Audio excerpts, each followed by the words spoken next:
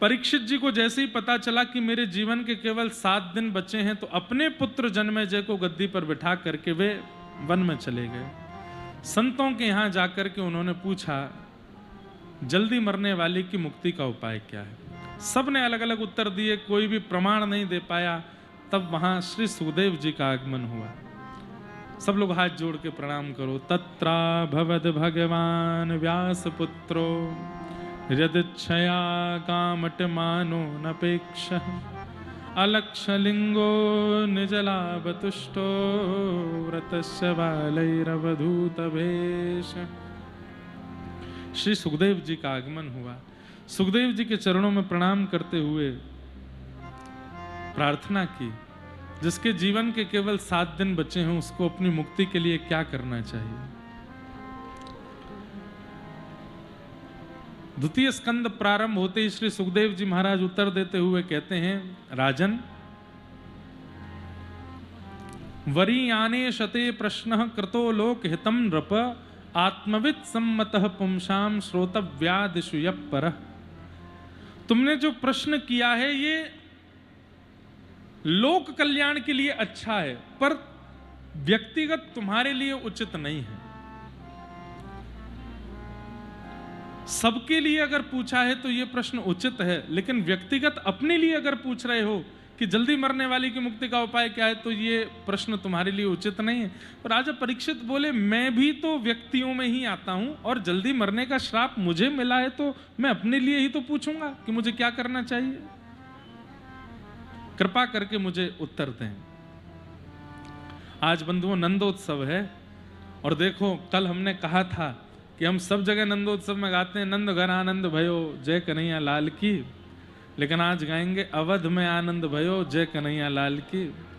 वैसे तो गवता है अवध में आनंद भयो जय हो राजा राम की, जय हो राघव राम की, लेकिन आज देखो अवध के हमारे सब श्रेष्ठ संत जन पधारे हैं, जिनके दर्शन, जिनके स्पर्श, तेषाम संस्मरणात् पुंसाम सद्यः शुद्ध्यन्ति वै गृहा। जो परीक्षित जी यहाँ कह रहे हैं, आप जैसे महापुरुषों का घर बैठ के स्मरण करने मात्र से पवित्रता हो जाती है, लेकिन दर्शन मिल रहे हैं, आप लोगों का अवलोकन हम कर पा रहे हैं, और आज उत्सव में आप सभी श्री राघव जी के प्रतिनिधि बनकर के आए हैं, संपूर्ण अयोध्या के प्रतिनिधि बन के आए हैं, तो निश्चित है कि खूब आनंद आज लाल जी के जन्मोत्सव में होगा।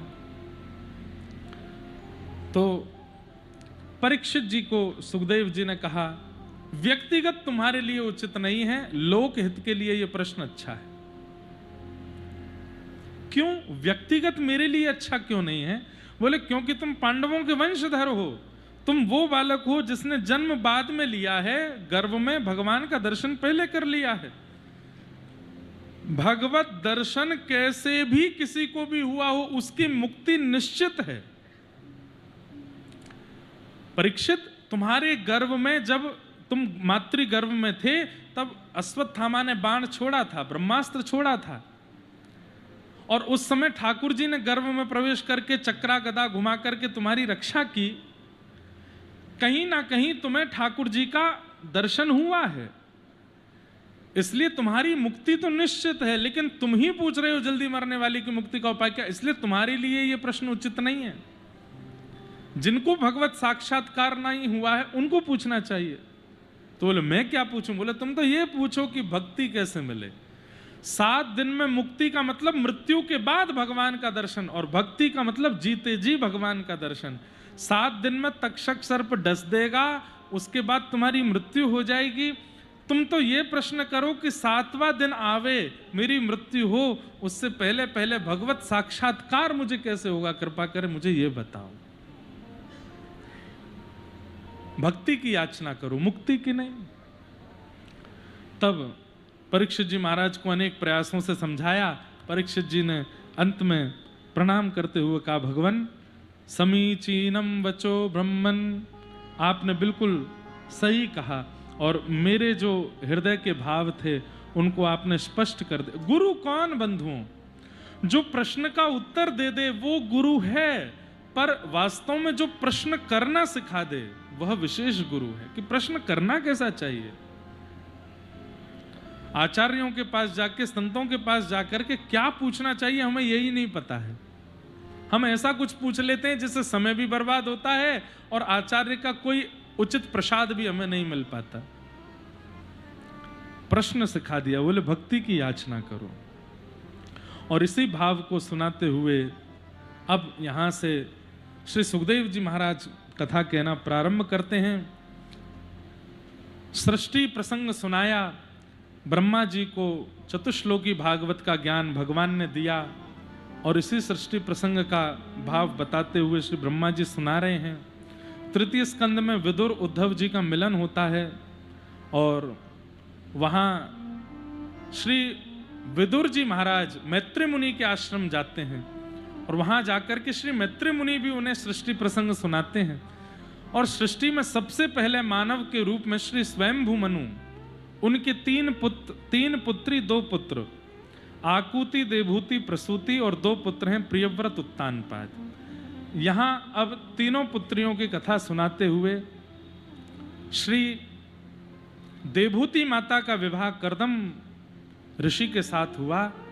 9 पुत्रियों ने जन्म लिया और 10वीं संतान के रूप में भगवान कपिल का प्रादुर्भाव हुआ। बोलो कपिल भगवान की जय। अद्भुत सांख्य शास्त्र में जो प्रसंग आज सूक्ष्मता में कह रहे हैं, सबका विस्तार थोड़ा थोड़ा 3 दिनों में करेंगे। देवभूति माता ने कपिल भगवान से प्रश्न किया, निर्विण्णा नितराम भूमन असद इंद्रिय तर्षणात् येन संभाव्यमानेन प्रपन्नांधम तम प्रभु। इतना सुंदर प्रसंग है कपिल देवभूति संवाद का। कितने लोगों की जिज्ञासा और प्रश्नों के उत्तर कपिल देवभूति संवाद में विद्यमान है। देवभूति माता ने प्रश्न किया कि हमारी इंद्रियां भोग भोगते भोगते भोगते भोगते वृद्ध होती चली जाती हैं, लेकिन इच्छाएं पूरी क्यों नहीं होती? जीव को रसगुल्ला खिला दिया, आंखों को दृश्य दिखा दिया, कानों को स्वर सुना दिया, उसके बाद भी इनकी इच्छाएं समाप्त क्यों नहीं होती हैं नाथ? और इनकी इच्छा पूर्ति करने में ही हम पाप कर रहे हैं। ऐसा कोई उपाय बताओ जिससे हमारी इंद्रियों की इच्छाएं समाप्त हो जाएं। तब भगवान ने कहा, मैया केवल एक ही उपाय है। क्या? सत्संग। गुरुजनों का संग करो, कथाएं सुनो, धीरे धीरे क्या होगा, इंद्रियों की इच्छाएं समाप्त। अब यहां जितने भी लोग नीचे बैठे हैं, जितने भी लोग पीछे बैठे हैं, किसी विवाह क्रम में नीचे नहीं बैठ सकते, किसी विवाह के क्रम में या सांसारिक उत्सव में पीछे नहीं बैठ सकते, नीचे नहीं बैठ सकते। वहां पे कुर्सी ही चाहिए, वहां पे सोफा ही चाहिए। लेकिन यहां पर देहाभिमान का त्याग करके नीचे बैठे हैं, पीछे बैठे हैं, बीच में बैठे हैं, जहां जगह मिली वहीं खड़े हो गए हैं, सुन रहे हैं। जगह नहीं है तो इधर उधर कहीं से भी किसी से हाथ पांव जो नेक बैठा लो हमको। क्यों? ये देह के सूक्ष्म अभिमान का त्याग जब तक नहीं होगा तब तक कथा सुन ही नहीं सकते आप। तो नीचे बैठे, पीछे बैठे, इधर उधर से कैसे भी बस कथा सुन रहे हैं, ये देहाभिमान शून्य हो रहे हैं। और ये देहाभिमान शून्य क्यों हो रहे हैं आप? क्योंकि ये कथा चल रही है। यहीं कोई मनोरंजन की क्रिया चल रही होती, आपको कुर्सी चाहिए, आपको बैठने के लिए उचित वस्तु चाहिए, नहीं तो आप ऐसे बैठ ही नहीं पाओगे। सिनेमा हॉल से सारी सीट हटा दी जाए, बोले नीचे बैठ के पिक्चर देख के आओ, और घर पे ही देख लेंगे, नहीं आना हमको सीट के बिना। लेकिन कल अगर कथा से सारी सीटें हटा दी जाए, 2-4 लोग चिल्लाएंगे, लेकिन फिर भी बैठ ही जाएंगे, कोई बात नहीं, जगह मिले, कथा सुनने को चाहिए। सत्संग का वातावरण ऐसा होता है कि देह का अभिमान शून्य हो ही जाता है। तो जहां देहाभिमान शून्य हो जाता है 3 घंटे की कथा में। अब आप एक और बात देखिए, चलो आपने कहा बैठना कोई बड़ी बात नहीं है महाराज जी, मौन रहना। 3 घंटा हो गए, आप में से कितनों में से कुछ बोला ही नहीं है, 3 घंटा चुपचाप बैठे हो, ऐसे करके बस सुन रहे हो। भगवान श्री कृष्ण कहते हैं दुनिया में सबसे कठिन 2 काम, पहला स्वयं अध्ययन करना, दूसरा बहुत देर तक शांत रह के किसी और को सुनना। ये बहुत कठिन है। आप कहोगे ये भी कोई बड़ी बात नहीं महाराज जी, कथा में रुचि बनती है तो सुन ही लेते हैं। तीसरा, आज के जमाने की सबसे बड़ी वस्तु जो आप कर रहे हो, 3 घंटा हो गए आपने फोन ही नहीं देखा अपना, चलाया ही नहीं है, खोल के देखा ही नहीं व्हाट्सएप इंस्टाग्राम पे क्या चल रहा है, क्यों? देह का अभिमान, बुद्धि का अभिमान, मन का अभिमान सूक्ष्म हो जाता है सत्संग के प्रभाव से। तो जो 3 घंटे में इतना प्रभाव कर सकता है, अगर हम निरंतर सत्संगी बने रहें, निरंतर वैष्णव जनों का संग करें, कथा आदि श्रवण करते रहें, तो इंद्रियों की इच्छाएं धीरे धीरे अपने आप समाप्त हो जाएंगी। यहां जितने महापुरुष मंच पर बैठे हैं, जितने संत जन बैठे हैं, जो भी तिलक स्वरूप धारण करके महापुरुष विराज रहे हैं, सब इंद्रिय इच्छाओं से इतने शून्य हो चुके हैं कि अब भोजन में नमक ज्यादा, मिर्च ज्यादा, नींबू ज्यादा, इसका ध्यान नहीं रखते। बस प्रसाद पाना है। क्यों? राम नाम जपना है, उसके लिए जीवित रहना है, इसलिए प्रसाद पाना है। इसलिए सोना है कि क्योंकि सुबह उठ के मंगला करने जाना है। इसलिए स्नान करना है क्योंकि तिलक स्वरूप धारण करके नाम जप करना है। यहां पर स्नान की क्रिया, शयन की क्रिया, भोजन की क्रिया संसारी लोगों की तरह नहीं है। यहां पर सब कुछ राघव जी के लिए है। देह अभिमान शून्य है। तो भगवान कपिल ने बहुत सुंदर निरूपण करते हुए मैया को समझाया। अनेक प्रश्न देवभूति माता ने किए, सबके उत्तर भगवान कपिल ने प्रदान किए। अंत में देवभूति माता सिद्धदा नाम की नदी बनकर के बहने लगे और श्री कपिल भगवान गंगा सागर में जाके विराजमान हुए। आकुति और प्रसूति इनके प्रसंग बताए गए। उत्तानपाद राजा की कथा सुनाई गई। 2 पत्नी हैं, सुनीति और सुरुचि। 2 पुत्र हुए, उत्तम और ध्रुव। बड़ी पत्नी के पुत्र ध्रुव के मन में आया कि छोटी माँ, मैं पिता की गोद में बैठूं। छोटी माँ की डांट पड़ने पर माँ के पास गए और कहा कि छोटी माँ ने कहा वन में जाके भगवान का भजन करके उनसे कहो कि मैं छोटी माँ के गर्भ से जन्म लूं। माँ ने समझाया, बेटा जो हरि की राह दिखावे वो गुरु होता है। सद्मार्ग बताने वाले, हरि दर्श कराने वाले, तुमको लाखों प्रणाम तुमको। हरि की कथा सुनाने वाले, हरि की कथा सुनाने वाले, हे हरि मार्ग दिखाने वाले, ओ हरि मार्ग दिखाने वाले, तुमको लाखों प्रणाम, तुमको लाखों प्रणाम। माँ ने ध्रुव जी को समझाया कि बड़ी माँ ने कहा वन में जाओ, भजन करो, ठाकुर जी प्रकट हुए तो उनसे कहना कि मैं छोटी माँ के गर्भ से जन्म लूं। ठाकुर जी प्रकट होंगे, उसके बाद उनसे क्या मांगना है ये बाद का विषय है ध्रुव। लेकिन उन्होंने कहा वन में जाके भगवान का भजन करो तो करो। अच्छा, एक बात और, ये बात मैं प्रमाणित रूप से कह सकता हूं, ये बात हम प्रमाणित रूप से कह सकते हैं कि आप कितना भी विचार कर लीजिए कि ठाकुर जी मिलेंगे, ठाकुर जी मिलेंगे तो हम ये करेंगे, ठाकुर जी मिलेंगे तो हम ऐसा भाव रखेंगे। जय हो।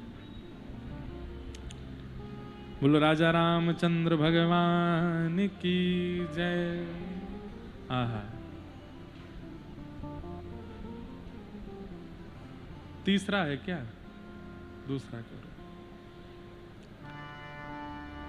हम रोक नहीं पा रहे हैं अपने आप को।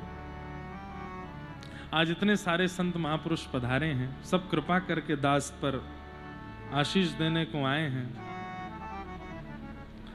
आज के दिवस की मैं, आज के दिवस की मैं जाऊं बलिहारा, मेरे घर आया राजा राम जी का प्यारा। गाइए, मेरे घर आया राजा राम जी का प्यारा।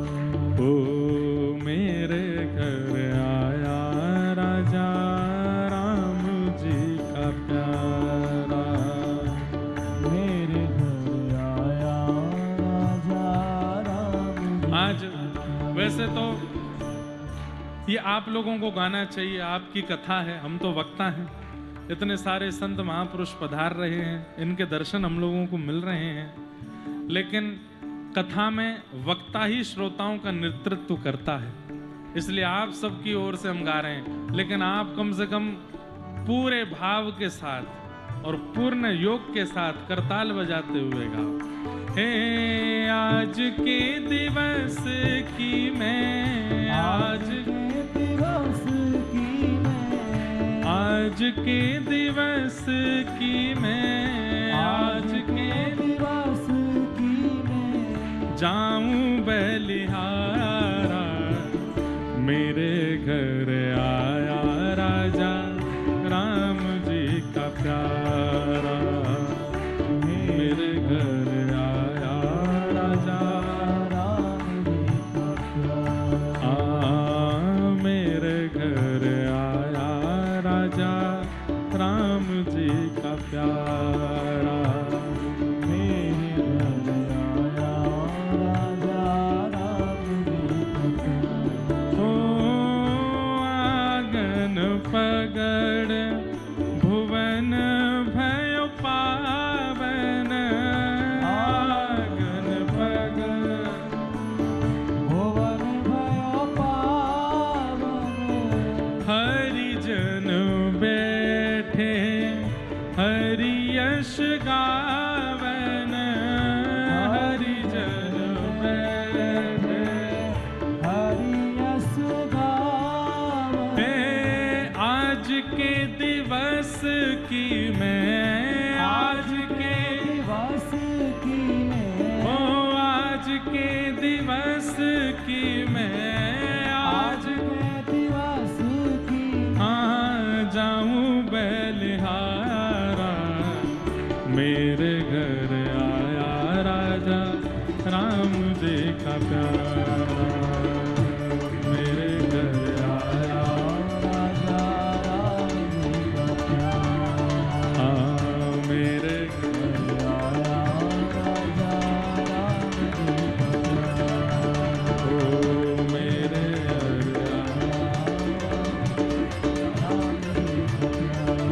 हे कर दंडोत और चरण पखारूं, कर दंडोत और चरण पखारूं, कर दंडोत और चरण पखारूं, कर दंडोत चरण पखारूं, तन मन धन संतन परवारूं,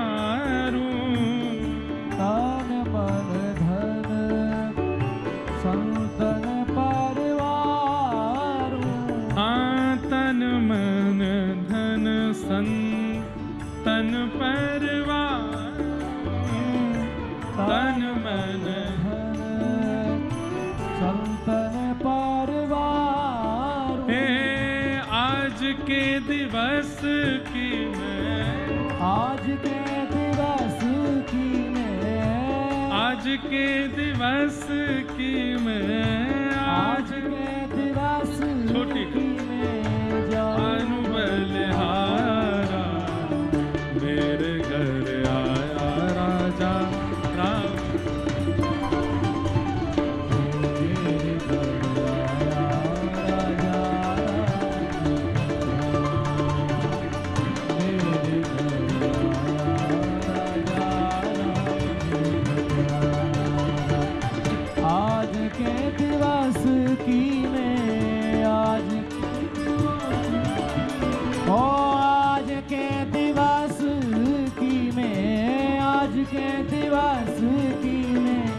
जाऊं बलिहारा, मेरे घर आया राजा राम जी का प्यारा, मेरे घर आया राजा।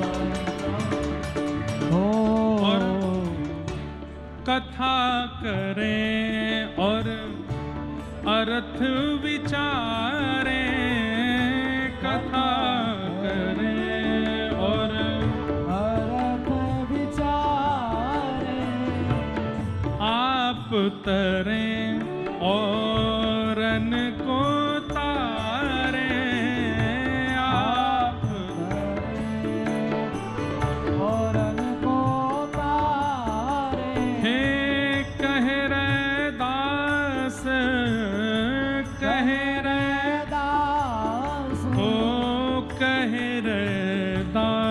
पास, मिले निज दास कहे रैदास। मिले निज दास, जन्म जन्म की काटे फांस, जन्म काटे फांस। आज के दिवस की आज के दिवस भैया देखो, संत आमेंगे तभी तो भगवंत आमेंगे। अगर आज कोरी कोरे मंच होते, अकेले हम बैठे होते, ठाकुर जी तो खैर तब भी आ ही जाते, लेकिन इतने सारे महापुरुष आए हैं, तब तो ठाकुर जी को कहना पड़ेगा कि हम कथा में ही नहीं आएंगे, हम प्रत्यक्ष आएंगे ही आएंगे।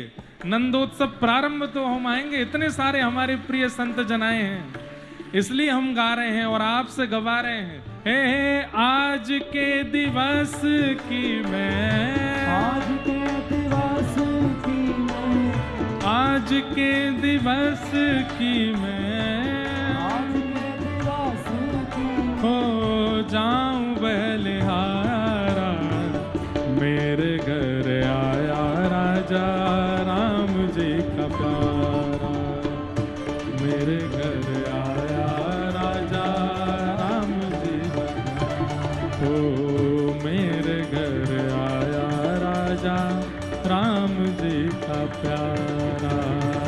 मेरे घर आया राजा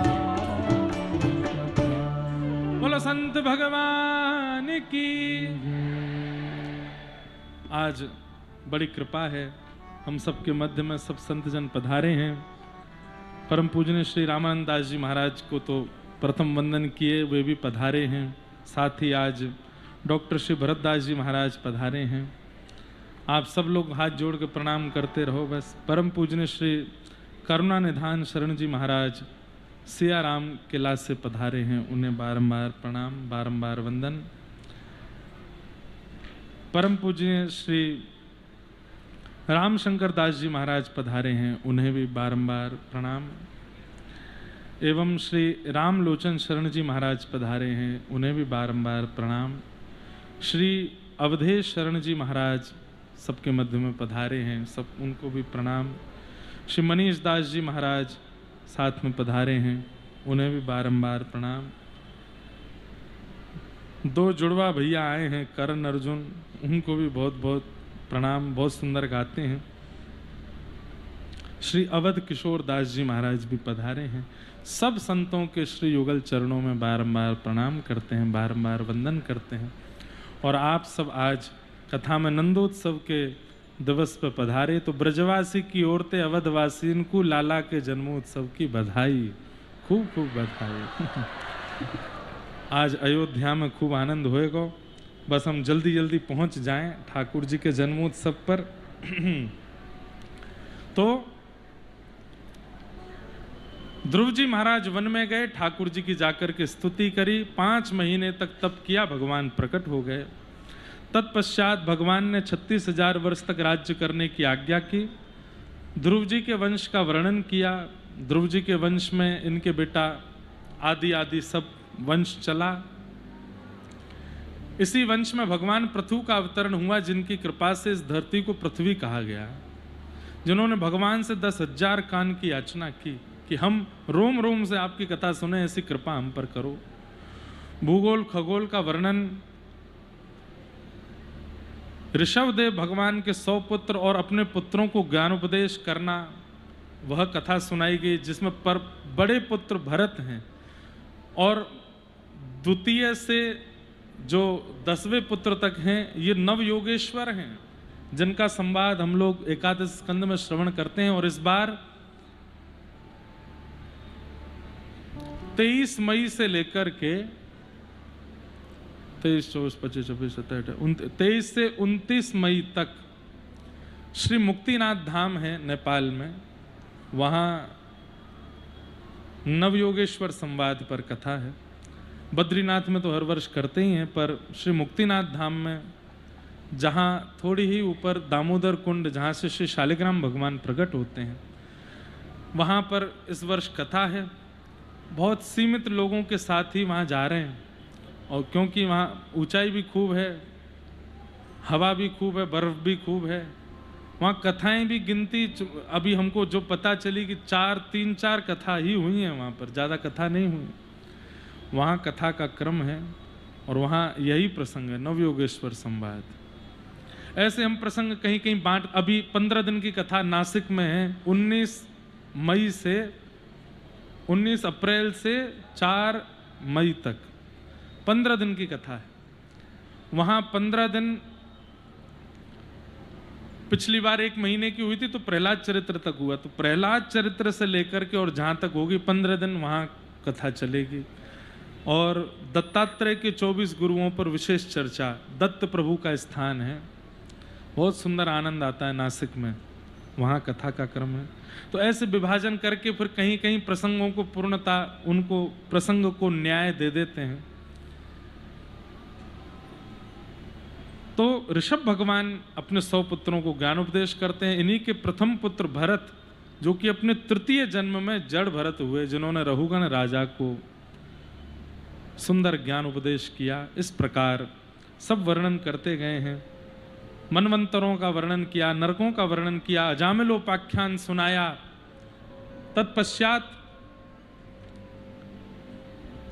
वृत्रासुर, जिसने भगवान की 4 श्लोकों में अद्भुत स्तुति गाई, उनका चरित्र सुनाया। इंद्र के साथ उनका युद्ध हुआ, उनके पूर्व जन्म की कथा सुनाई।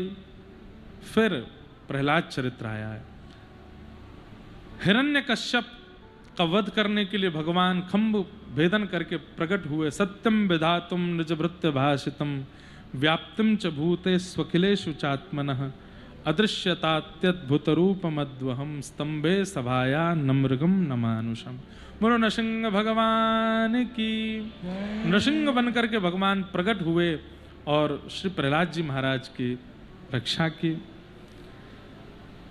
वामन अवतार की कथा से पूर्व देवासुर संग्राम, बलि के ऊपर गुरु कृपा आदि आदि भाव बताए गए। वामन भगवान गए बलि के यहाँ जाकर के 3 लोगों की भिक्षा मांगी। विराट होकर के 2 पग से तीनों लोक नाप लिए। तीसरा पग बलि के सर पर पधरा करके बलि पर कृपा की, अनुग्रह किया। इस प्रकार फिर गजेंद्र मोक्ष की कथा, जहाँ पर त्रिकूट पर्वत पर एक गजेंद्र रहते हैं, उन पर कृपा करने के लिए भगवान आए। सब प्रसंग इस प्रकार सुनाते हुए श्री सुखदेव जी महाराज परीक्षित को सूर्यवंश के राजाओं का प्रसंग सुनाते हैं। उसी सूर्यवंश में जिस नगरी में आप विराज रहे हैं, यहाँ के प्रमुख ठाकुर श्री राघव जी प्रकट हुए।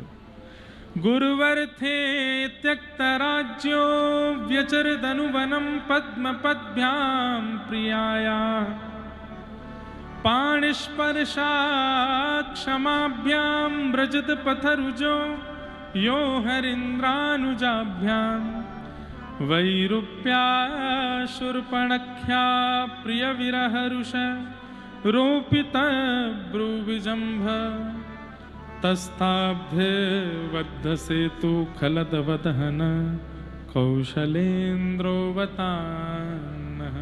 बोलो राजा रामचंद्र भगवान की। प्रभु श्री राम के बहुत सुंदर श्री व्यास जी महाराज ने बहुत सुंदर वर्णन, कल पूज्य जगतगुरु भगवान आए, कितना सुंदर भाव उन्होंने बताया कि वेद व्यास जी महाराज, कोई राम जी के पादुका युक्त चरणों को वंदन कर रहा है, कोई राम जी के नवकंज लोचन कंज मुख कर कंज पद कंजारुण। कंज पद मतलब कमल जैसे पद की शोभा बता रहे हैं। कोई राघव जी के जल में विराजमान चरणों को वंदन कर रहे हैं, कोई राघव जी के सीता स्वयंवर के समय जब राघव जी चल रहे हैं उनके चरणों का वंदन कर रहे हैं। पर हमारे श्री व्यास जी ने, श्री शुकाचार्य जी ने राघव जी के वन में विचरण करते हुए चरणों को वंदन किया। क्यों? बोले चरण विशेष क्यों हैं? बोले कांटे लगने पर लोग चरणों से कांटा निकाल देते हैं, पर श्री राघव जी कांटों को नहीं निकालते। बोले क्यों? बोले मेरे चरण जो हैं वो शरणार्थियों का पावन स्थान है। यदि मैं कांटों को निकाल दूंगा तो लोगों के मन में भाव आएगा कि श्री राघव जी तो चरण आने वालों को निकाल देते हैं, इसलिए कांटे निकाले ही नहीं, लगे रहने दिए। ऐसे श्री युगल चरणों को जो इतने कोमल हैं, तत्पश्चात भी केवल शरणार्थियों का चिंतन करते हुए कांटों को नहीं निकाल रहे हैं, शरणागतों का चिंतन करते हुए कांटों को नहीं निकाल रहे हैं। ऐसे चरणार विंदों को वंदन श्री वेद व्यास जी महाराज, श्री शुकाचार्य जी महाराज भागवत में कर रहे हैं। ऐसे प्रभु श्री राम को वंदन। बहुत सुंदर सुंदर लीलाएं हैं सुक रामायण में। प्रभु श्री राम ने राज्याभिषेक होने से, मतलब लंका से वापस आने के बाद राज्याभिषेक से पूर्व अपना संपूर्ण राज्य ब्राह्मणों को दान कर दिया। वो तो वशिष्ठ महाराज जी की कृपा की पुनः प्राप्त, नहीं तो फिर से बन जा रहे थे। सब कुछ ब्राह्मणों को दान में देकर के फिर से वन में जा रहे थे। बोले गुरुदेव, ब्राह्मण आए थे आशीर्वाद देने, हमने कहा दक्षिणा में क्या दें, तो पूरी अयोध्या और सब हमने दान कर दी ब्राह्मणों को। लेकिन श्री वशिष्ठ जी महाराज ने कहा कि देखो, ब्राह्मण आशीर्वाद लेके दक्षिणा लेता है, लेकिन दक्षिणा लेने के बाद फिर आशीर्वाद देता है। तो आपने आशीर्वाद लेकर के दक्षिणा दी है, अब दक्षिणा देने के बाद वाला आशीर्वाद तो ले लीजिए। तब ब्राह्मणों से कहा, जो दक्षिणा में मिला है यही वापस आशीर्वाद में दे दो। पूरी अयोध्या नगरी और राजमुकुट आदि सब ब्राह्मणों ने दान में लिया था, लेकिन आशीर्वाद के रूप में पुनः राम जी को। इसके पीछे एक भाव और, श्री राघव जी ने संपूर्ण नगरी, संपूर्ण शासन को पहले ब्राह्मणों के अधीन किया, फिर उस पर शासन किया। ऐसे गौ ब्राह्मण प्रतिपालक प्रभु श्री राम को हम बारंबार प्रणाम करते हैं, बारंबार वंदन करते हैं।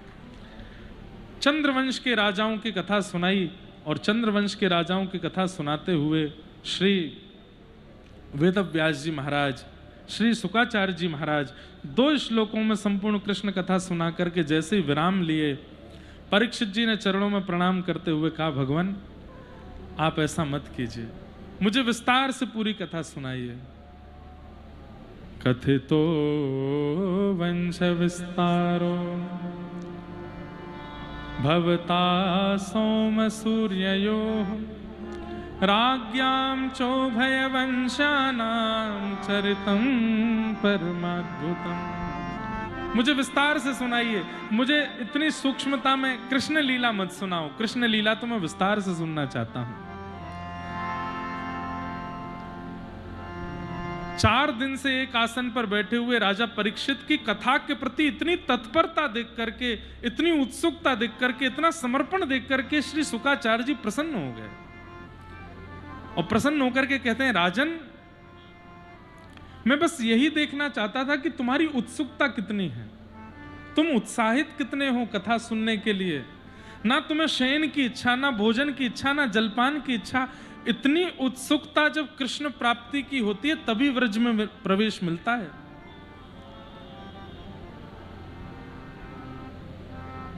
अब तुम्हारी सम्यक व्यवस्थिता बुद्धि तब राजर्षि सत्तम। अब तुम्हारी बुद्धि व्यवस्थित हुई है, क्योंकि कथा सुनने में तुम्हारी रुचि है। कथा सुनने के भाव से तुम सबका त्याग कर रहे हो, केवल कथा में तुम्हारी अति रुचि है। अब तुम्हारी बुद्धि व्यवस्थित हुई है। मतलब बुद्धि व्यवस्थित ही तब मानो जब आपको कथा सुनने की इच्छा प्रकट हो। अब तब समझो कि हाँ, अब हमारी बुद्धि व्यवस्थित है। काम करते हैं, धन कमाते हैं, क्रिया करते हैं, सब कुछ करते हैं, पर सबके साथ साथ कथा सुनने में रुचि प्रतिदिन बनी रहती है। आज महाराज जी की कथा वहां चल रही थी, आज उन महापुरुष की कथा क्या बोले होंगे, हम YouTube पर जाके सुन लें, क्या सुना रहे होंगे, क्या कह रहे होंगे।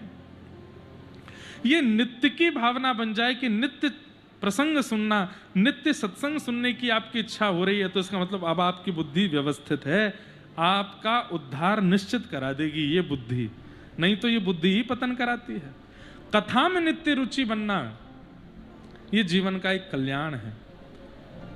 अब मैं तुम्हें कृष्ण कथा सुनाऊंगा, और यहां से सुनाना प्रारंभ करते हैं। भगवान ने आकाशवाणी करते हुए ब्रह्मा जी को आज्ञा दी। ब्रह्मा जी ने सब देवताओं को बताया। भगवान ने कहा है, वसुदेव गृहे साक्षात भगवान पुरुष परः।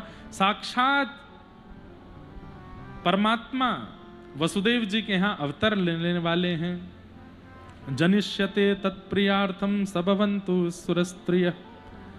भगवान अवतार लेंगे, आप सब लोग जाकर के व्रजमंडल में स्थापित हो जाओ। जिस जिसको जहां लगा वहां वहां सब देवता आकर के स्थापित हुए। ब्रह्मा जी श्री ब्रह्माचल पर्वत के रूप में विराजमान। बताओ कौन सा है ब्रह्माचल पर्वत? जो कान्हा मेरो गाम न जाने, ये ब्रह्माचल पर्वत है बरसाना। ऊंचो बरसानो बताए गई रे, ऊंचो बरसानो बताए गई रे। कौन? ओ राधा गोरी। तो ये जो बरसाना पर्वत है जहां पर श्री प्रिया जी विराजती हैं, किशोरी जी विराजती हैं, ये ब्रह्माचल पर्वत है। और जहां नंदगांव विराजमान है वो श्री महादेव हैं। महादेव उस पर्वत के रूप में विराजे। और साक्षात नारायण, साक्षात विष्णु श्री गोवर्धन पर्वत के रूप में विराजमान हुए। अलग अलग रूप धारण करके सब देवी देवता पृथ्वी पर विराज, क्योंकि ठाकुर जी आने वाले हैं। यहां सूरसेन के पुत्र हैं वसुदेव और देवक की बेटी हैं देवकी।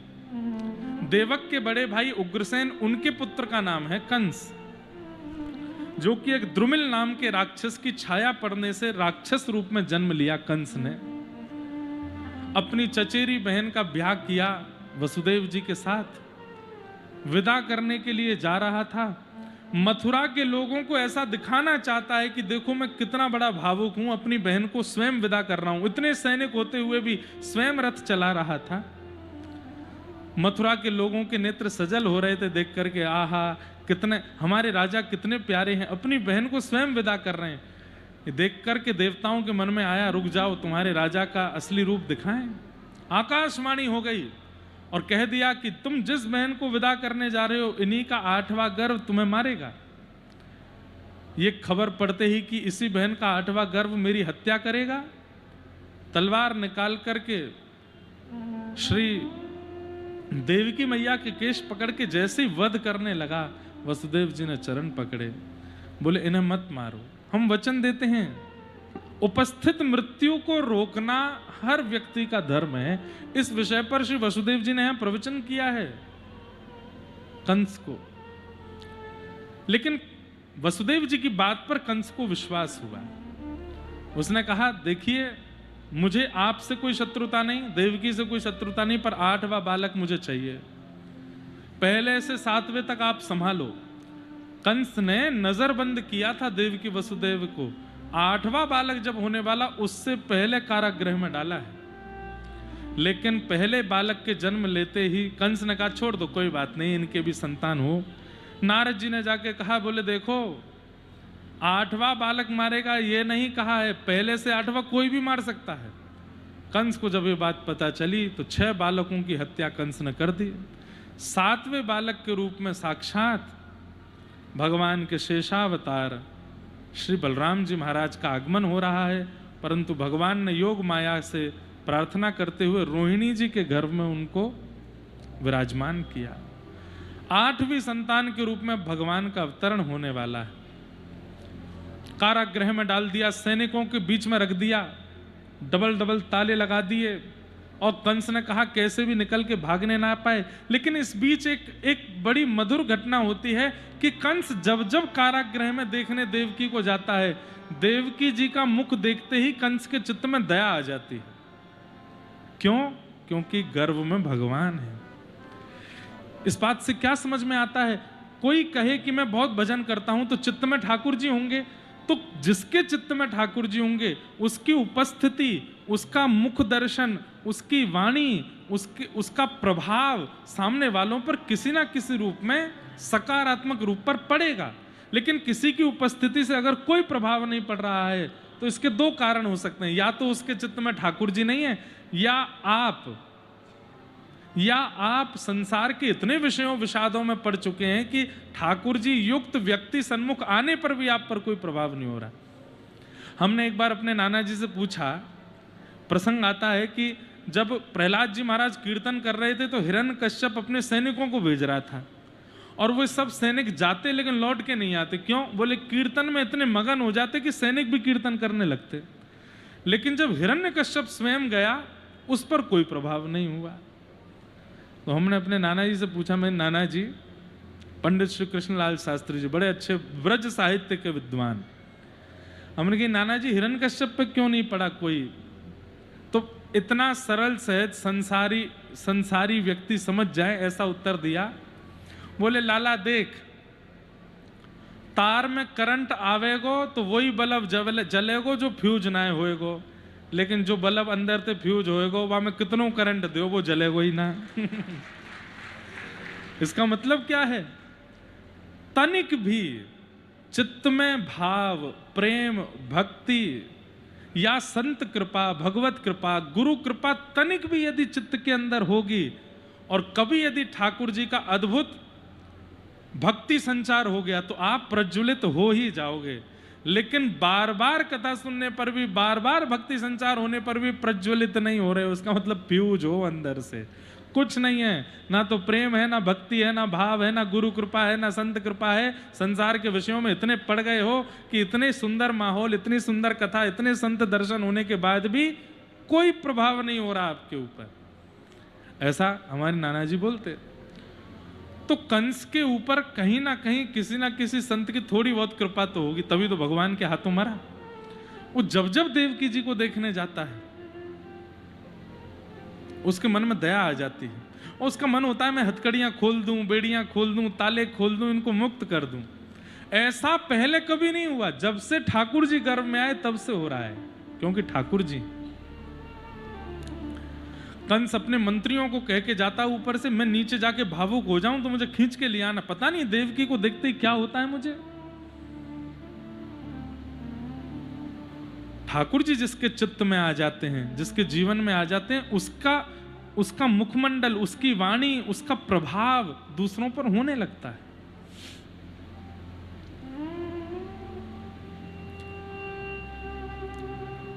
भादों का महीना, अष्टमी तिथि, मंदम मंदम जलधरा, अर्धरात्रि का समय हुआ, गहरी नींद में सो रहे हैं सारे सैनिक, गहरी नींद में सोया है पूरा ब्रह्मांड। और उसी समय वसुदेव जी और देवकी के कारागृह में देवकी मैया के गर्भ से एक दिव्य तेज पुंज प्रकट हुआ, और देखते ही देखते शंख चक्र गदा पद्मधारी श्री ठाकुर जी कृष्ण रूप में प्रकट हो गए हैं। बोल बाल कृष्ण लाल की। हाँ, इतने धीरे जय बोलो कि कंस उठ नहीं जाए। आप लोगों पे ही तो वो हमला करेगा आके।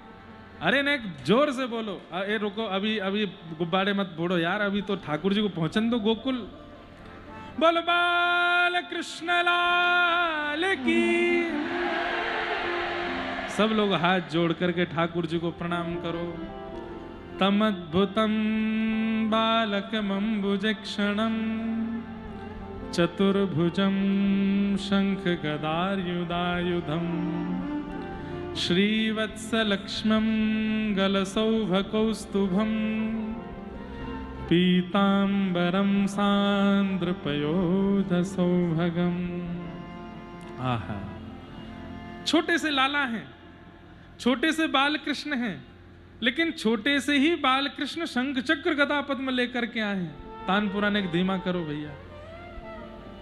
छोटे से बाल कृष्ण शंख चक्र गदा पद्म लेकर के आए हैं, और गलसौभ कौस्तुभम, कौस्तुभ मणि पहन करके आए हैं, पीतांबरी पहन के आए हैं। और छोटे से लाला मंद मंद मुस्का करके मैया को देख रहे हैं। हमारे पूज्य श्री मलुक पीठ वाले महाराज जी कहते हैं, बोले द्वारिकापुरी में जो द्वारिकाधीश का दर्शन है, ये देवकी के गर्भ से प्रकट हुए ठाकुर जी ऐसे ही थे, बिल्कुल यही दर्शन है।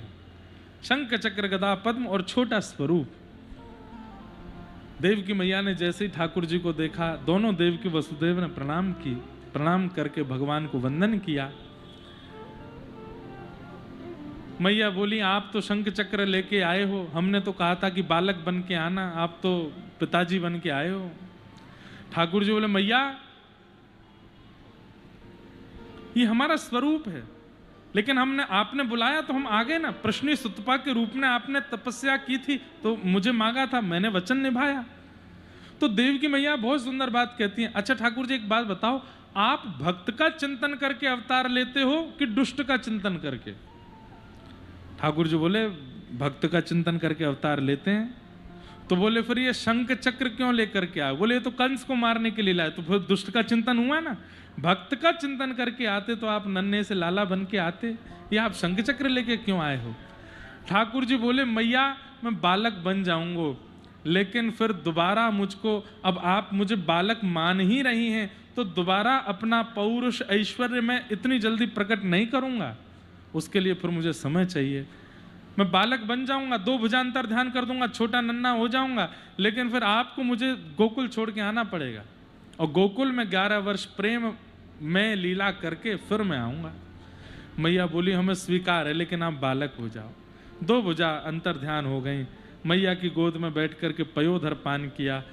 पिताजी को आज्ञा की आप मुझे ले जाकर के गोकुल में सुला दीजिए, और वहां एक बालिका ने जन्म लिया, उसको ला करके कंस को दे दीजिए, वो योग माया है। वसुदेव जी कहने लगे हाथों में हथकड़ियां, पैरों में बेड़ियां, इतने दरबान कैसे पकड़ूं, कैसे लेके जाऊंगा आपको? ठाकुर जी बोले पिताजी ये समझने वाली बात है, परमात्मा को बंधन मत बताइए कि मेरे जीवन में इतने बंधन हैं, मैं आपकी शरण में कैसे आऊं। ठाकुर जी की शरण बंधन युक्त होकर के ग्रहण कर लीजिए, बंधन खोलने की जिम्मेवारी ठाकुर जी की है, वो देख लेंगे किस किस को खोलना है। आप बंधन मत गिनाओ, हमारे ये काम है, हमारा ये व्यापार है, हमारा ये व्यवसाय है, यहां रुकावट है इसलिए हम कथा में नहीं आ सकते, वृंदावन अयोध्या नहीं जा सकते। नहीं, आप बस टिकट निकालवा करके अयोध्या आइए, आप टिकट निकाल के वृंदावन जाइए, बंधन और कार्य जो है वो उसका क्या होगा ठाकुर जी देख लेंगे उसको। आप उन सब बहानों के कारण ठाकुर जी की सन्निधि में नहीं जाते। यहां कहीं ना कहीं एक भक्त का प्रेम स्वरूप नष्ट होता है। भक्त तो बंधन युक्त होकर ठाकुर जी के पास चला जाता है, ठाकुर जी खोलते हैं। फिर जैसे ही वसुदेव जी ने गोद में लिया, हथकड़ियां खुल गई, बेड़ियां खुल गई, चट चट सारे ताले खुल गए, दरबान सोए हैं। पिताजी ले चलो गोकुल। और श्री वसुदेव जी महाराज ठाकुर जी को लेकर के गोकुल जा रहे हैं। यमुना जी में बाढ़ आई है, लेकिन वसुदेव जी के प्रवेश करते ही, ठाकुर जी का चरण स्पर्श करते ही यमुना जी ने मार्ग दे दिया। आज सारी नदियां यमुना जी में आ गई हैं ठाकुर जी का दर्शन करने के लिए। गोकुल पहुंचे ठाकुर जी को लेके, वहां भी सब सोए हैं। यशोदा मैया के बगल में छोटी लाली है, उसे उठा करके लाला सुवाई दिए, लाली को दोबारा लेकर के वापस आ गए। लाली के आती हथकड़ियां लग गई, बेड़ियां लग गई। इसका मतलब लाली लाला से मतलब नहीं है, माया और परमात्मा से। परमात्मा का आश्रय बंधन छुड़ाता है, माया का आश्रय बंधन में बांधता है। माया के आते ही बंधन में बंध गए। सैनिक उठ गए, कंस उठ गया, दौड़ करके आया, बालिका को पकड़ करके जैसे ही पटका पृथ्वी पर, 8वां बालक मेरा काल। अष्टभुजी देवी भद्रकाली का रूप धारण कर लिया और बता दिया तुम्हारे शत्रु कृष्ण ने तो जन्म ले लिया, ढूंढते रहो, 84 कोस के अंदर लिया है। कंस ने यहां अपने सब राक्षसों की सेना बुलाई, लेकिन मथुरा में आनंद हो रहा, श्री गोकुल में आनंद हो रहा है। प्रातः काल का समय हुआ, नंद बाबा की 2 बहन हैं, नंदा और सुनंदा। दोनों जैसे ही नंद भवन में गई तो जाकर के देखा यशोदा मैया गहरी नींद में सोई हैं और बगल में नेक सो बालक सोयो सोयो कुल बुलाए रहे हो है, अपने हार पैर चलाए रहे हो है। अब ब्रज भाषा में कथा होएगी, भावते सुनियो। नंदा सुनंदा ने कही अरे देखो तो भाभी जी ने बालक तो जन्म दे दिया, लेकिन अभी तक सोए रही हैं। नंदा बोली नेक चदरिया हटाए के देख तो सही, लाला है कि लाली। अरे पहले मुखमंडल तो देख लो, मुख कैसो है। तो श्री श्याम सुंदर को मुख ऐसो है जैसे कोई गहरा नीला सरोवर और उस गहरे नीले सरोवर में 2 कमल तैर रहे हों। आहा, एक कमल, विशाल कमल मुख के रूप में कभी कभी खुलता है, बंद हो जाता हो। ऐसे सुंदर स्वरूप में श्री ठाकुर जी हैं। देख करके नंदा सुनंदा के नेत्र सजल हो गए, वहीं से बलैया लेने लगी। अरे ने चदरिया तो हटा, देख तो सही लाला की लाली। मुझे तो लगे सबसे पहले ये हम दोनों ने पता चली है। 21 बार हरिशरणम को जाप कियो, हरिशरणम हरिशरणम हरिशरणम। और जैसे ही चदरिया हटाई महाराज, चदरिया हटाते ही नंदा सुनंदा बोली है गया है गया है गया है गया है गया है गया है गया है गया है गया। तुरंत एक दूसरे को मुंह बंद कियो, बोले अभी हल्ला मत करो। सबसे पहले ये खबर नंद बाबा को जाके सुनाएंगी। दौड़ती जा रही हैं और पूरे गोकुल के मार्ग में कहती जा रही है गया है गया है गया है गया है गया है गया। गोकुलवासी कह रहे हैं कहा भयो। अवधवासी भी पूछ लो कहा भयो, आगे वाले भी पूछ लो कहा भयो। नंदा सुनंदा बोली हम ना बता रही कहा भयो, पहले गलेवारी मेवा दो तब बताएंगे। अब तो सब ब्रजवासी पीछे बढ़ गए। अरे नहीं नंदा तू बता तो कहा भयो।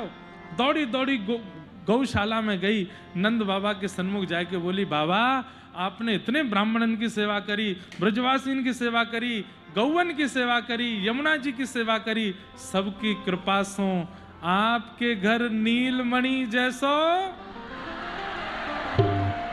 और जैसे ही कई लाला भयो है, आहा नंद बाबा तो आनंद में भर गए। अरे बहन सांची बता कहा भयो। बोले लाला भयो है। बोले सांची बता, फिर ते बता, मेरी सौगंध खा के बता। वो तुम्हारी सौगंध लाला भयो है। नंद बाबा तो लत्तान सहित ही यमुना जी में कूद गए। खूब जोर जोर से स्नान कियो, स्नान करके पीले वस्त्र पहने, पीलो चंदन लगायो। दौड़ करके सबसे पहले ब्राह्मणन के पास गए और सबसे कही आप सबन की कृपा से हमारे घर लाला भयो है, आप आओ। नंदस्त्वात्मजो उत्पन्ने जाता ह्लादो महामनाः आहूय विप्रान् वेदज्ञान् स्नातः सुचिरलंकृतः वाचयित्वा स्वस्तेनं जातकर्मात्मजस्य वै कारयामास विधिवत् पितृदेवार्चनं तथा। ब्राह्मणों ने जाकर के स्वस्ति वाचन किया है। सब गोकुल के लोग अपने घर पर बंधन बार बांध रहे हैं, कदली वृक्ष लगा रहे हैं, अपने घर से दही ले ले करके आ रहे हैं, वहां में हल्दी घोल करके सब पर लुटा रहे हैं। बधाई हो बधाई हो बधाई हो की गूंज चल रही है। सब संत आए हैं, सब देव आए हैं। आज ब्रजमंडल में इतना आनंद है रो है।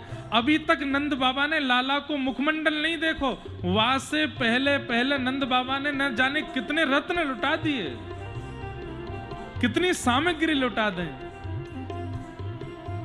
कई ब्रजवासियों ने ठाकुर जी का मुख नहीं देखा, लेकिन लाला प्रकट भयो है ये खबर पाते ही सब ब्रजवासी आनंद में आए गए हैं। नेत्रों से प्रेमाश्रु गिर रहे हैं।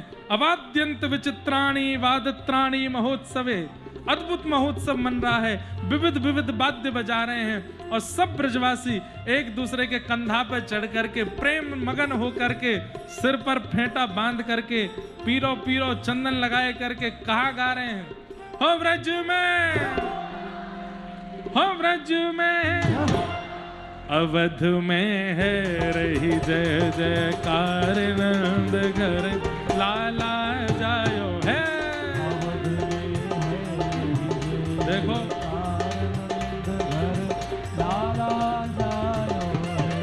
आज नंदोत्सव है, इतने सारे महापुरुष पधारे। इच्छा तो ऐसी है कि सब महापुरुषन सो बधाई मिले, लेकिन वाणी की बधाई आज उत्सवात्मक भाव है तो वाणी की बधाई तो कैसे आज श्रवण करेंगे। पर हमारी भावना की सब संत जन थोड़े थोड़े पुष्प लेकर के यहाँ विराजमान।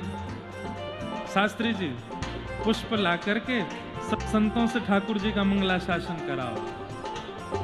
सब आनंद कर रहे हैं। आप भुजा उठा के कहो हो ब्रज में, हो ब्रज में, हो ब्रज में है रही जय जयकार नंद घर लाला जायो है।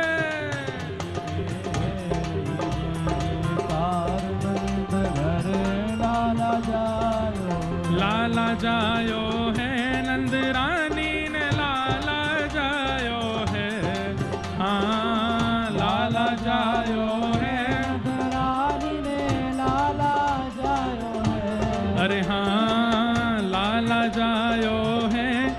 यशोदा ने लाला जायो है। हाँ लाला जायो है, यशोदा ने लाला जायो है। ओ व्रज में, ओ व्रज में। देखो हमारी एक प्रार्थना है, मंच पर ज्यादा भीड़ ना हो, सब संत जन मंच पे रहें, बाकी जो भी लोग हैं वो नीचे से ही आनंद करें। ओ व्रज में, ओ व्रज में, ओ व्रज में है रही जय जयकार नंद घर लाला जायो है।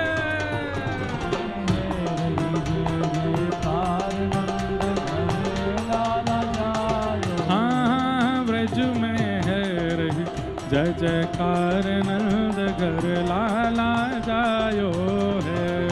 ब्रज में है रही जय जयकार नंद घर लाला जायो।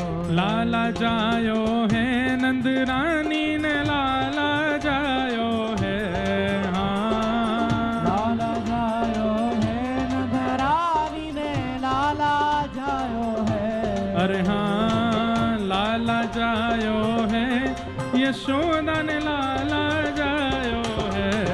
हाँ लाला जायो है, यशोदा ने लाला जायो है। हे व्रज में, ओ व्रज में, ओ व्रज में है रही जय जयकार नंद घर लाला जायो है।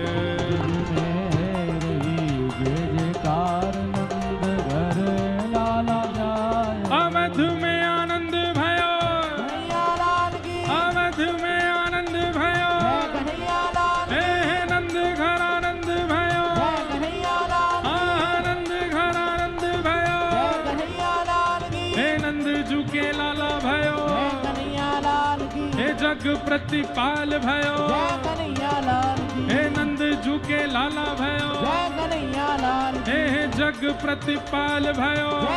ओ व्रज में, ओ व्रज में। ऐसे नहीं, दोनों भुजा उठा के 1.5 फुट ऊपर उछलना है।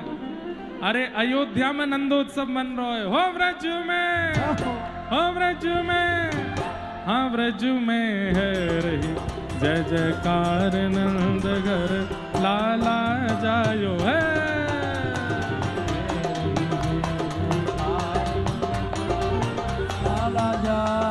हाँ व्रज में है रही जय जयकार नंद घर लाला जायो है। ब्रज में है रही जय बलनंद के लाला की।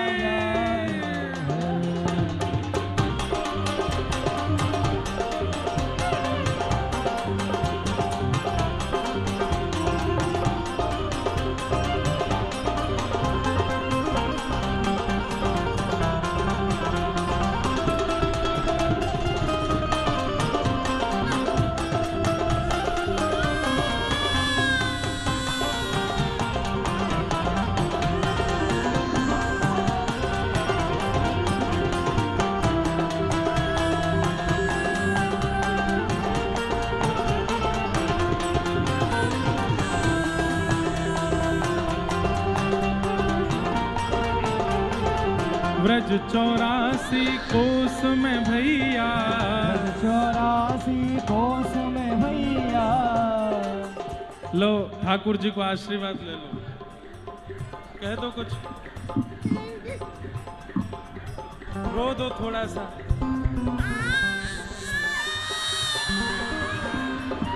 ब्रज 84 कोस में भैया, ब्रज 84 कोस में भैया। सब कहें धन्य यशोदा मैया, धन्य यशोदा हे यशोदा मैया, यशोदा मैया, यशोदा मैया। ओ यशोदा मैया। सब कहें धन्य यशोदा मैया, सब कहें धन्य यशोदा मैया। 80 साल की आयु में सुत ऐसो जायो है। हाँ 80 साल की आयु में सुत ऐसा जायो है। 80 साल की हमारी आचार्य परंपरा और तोताद्री मठ अयोध्या से महाराज जी पधारे हैं। बहुत बहुत वंदन, बहुत बहुत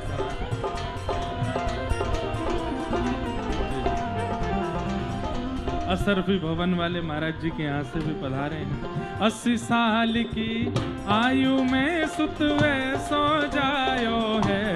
हाँ 80 साल की आयु में सुत सो जायो है। ब्रज में, ओ ब्रज में, ओ ब्रज में है रही जय जयकार नंद घर लाला जायो है।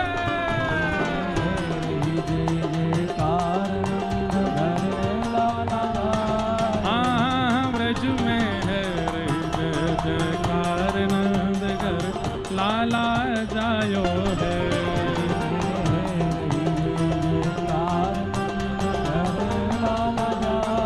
नंद घर आनंद भयो जय कन्हैया लाल की। नंद घर आनंद भयो जय कन्हैया लाल की। यशोदा के लाला भयो जय कन्हैया लाल की। यशोदा के लाला भयो जय कन्हैया लाल की। जय कन्हैया लाल की। जय कन्हैया लाल की। जय यशोदा लाल की। जय यशोदा लाल की। जय कन्हैया लाल की। जय कन्हैया लाल की। ओ जय यशोदा लाल की। जय यशोदा। ओ ब्रज में, ओ ब्रज में, ओ ब्रज में है रही जय जयकार नंद घर लाला जायो है।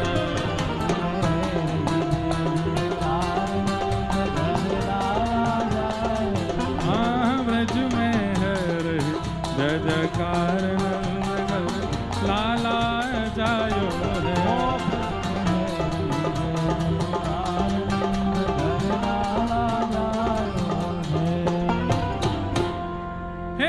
नंद घर आनंद भयो जय कन्हैया लाल के। नंद घर आनंद भयो जय कन्हैया लाल की। हे नंद घर आनंद भयो जय कन्हैया लाल के। घर आनंद भयो जय कन्हैया लाल की।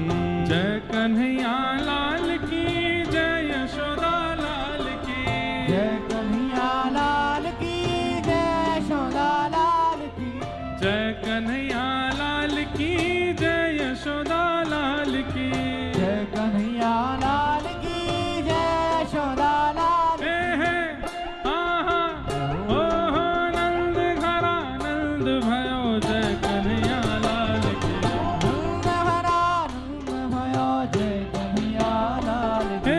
नंद घर आनंद भयो जय कन्हैया लाल की। नंद घर आनंद भयो जय कन्हैया लाल की। मत रोवे रे कान्हा उआ उआ। मत रोवे रे कान्हा उआ उआ। मत रोवे रे लाला उआ उआ। मत रोवे रे लाला उआ उआ। तोहे समझावे सुनंदा बुआ। तोहे समझावे रे सुनंदा बुआ। हाँ तोहे समझावे सुनंदा बुआ।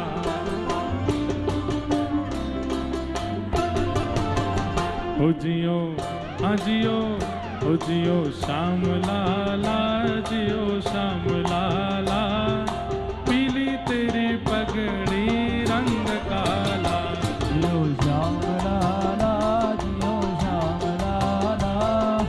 पीली तेरी पगड़ी रंग काला। जियो श्याम लाला, जियो श्याम लाला। पीली तेरी पगड़ी रंग काला। जियो श्याम लाला, जियो श्याम लाला। पीली तेरी पगड़ी रंग काला। हे मथुरा से आए नंद लाला। मथुरा से आए नंद लाला। हे मथुरा से आए नंद लाला। मथुरा से आए नंद लाला। और अब तो ऐसा कहेंगे, अवध की गोपियों से पड़ गया पाला। अवध की, ये सब हमारे अयोध्या की सब सहचरियां हैं, सब संतों के रूप में, सब इनके ही अब तक तो राघव जी की सेवा करी, अब कथा के माध्यम से ठाकुर जी आ गए। अवध की गोपियों से पड़ गया पाला, अवध की गोपियों से पड़ गया पाला। जियो श्याम लाला, जियो श्याम लाला, पीली तेरी पगड़ी रंग काला। जियो श्याम लाला, पीली तेरी पगड़ी। जियो श्याम लाला, जियो श्याम लाला, पीली तेरी पगड़ी रंग काला।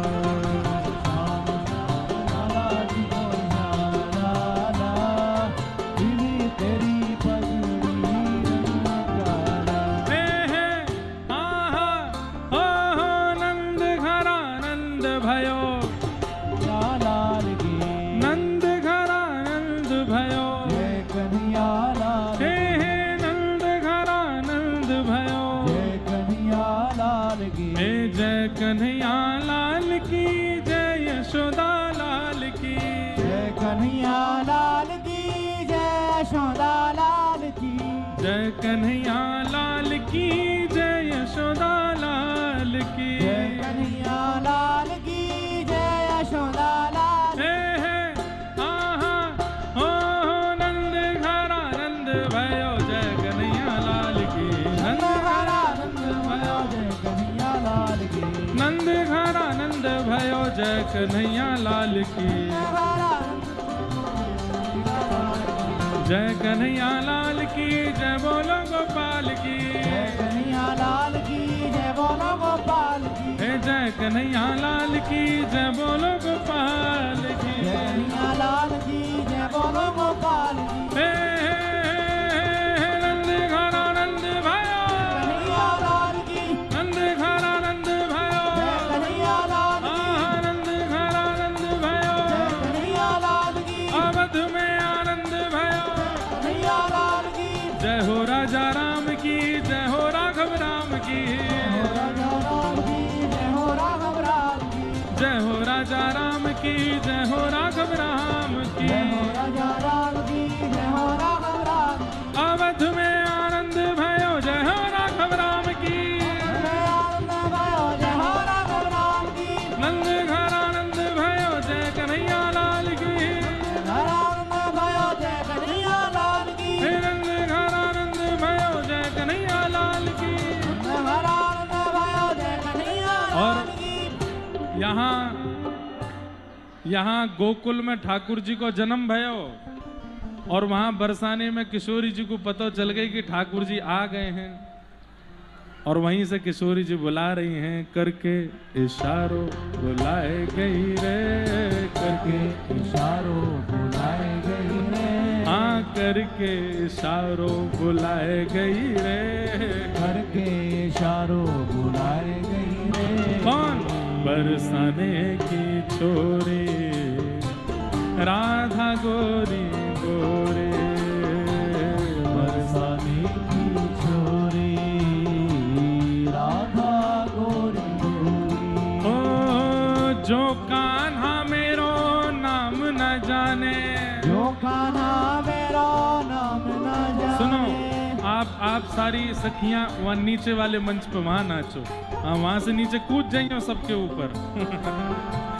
जो कान्हा मेरो नाम न जाने, जो कान्हा मेरा नाम न जाने, जो कान्हा मेरो नाम न जाने, जो कान्हा मेरा नाम न जाने, जो कान्हा मेरो नाम न जाने, जो कान्हा मेरा नाम न जाने, जो कान्हा मेरो नाम न जाने, जो कान्हा मेरा नाम न जाने। हे राधा रंगीली बताए गई रे, राधा रंगीली बताए, ओ राधा रंगीली बताए गई रे, राधा रंगीली बताए गई। कौन?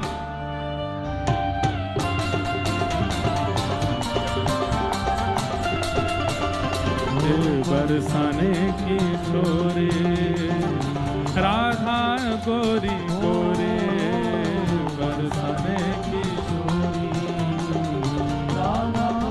जय राधे राधे श्री राधे राधे जय राधे राधे श्री राधे राधे जय राधे राधे श्री राधे राधे जय राधे राधे श्री राधे राधे जय राधे राधे श्री राधे राधे जय राधे राधे श्री राधे राधे जय राधे राधे श्री राधे राधे जय राधे राधे श्री राधे राधे जय राधे राधे श्री राधे